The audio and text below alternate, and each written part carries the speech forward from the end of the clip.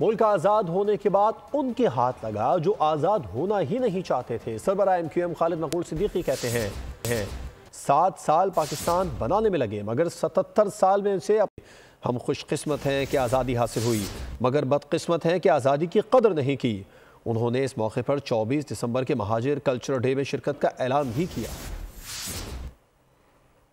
हमने कीमत अदा की है आज़ादी, लेकिन मुझे कहने की इजाजत दीजिए कि हमारी बदनसीबी रही कि मुल्क बनने के बाद उनके हत्थे लगा जो ना सिर्फ खुद कभी आजाद होना चाहते थे बल्कि आजादी की जंग लड़ने वालों के खिलाफ मुखबरी करते रहे। पाकिस्तान के 24 करोड़ अवाम का है, पाकिस्तान के तमाम इलाके, तमाम जुबानें बोलने वाले लोगों का है। सब बराबर के वफादार, सब बराबर के हकदार। जब तक ये तस्लीम नहीं किया जाएगा मुल्क अपनी मंजिल तक पहुंच नहीं पाएगा। सब्सक्राइब करें और बेल दबाएं ताकि कोई खबर रह न जाए।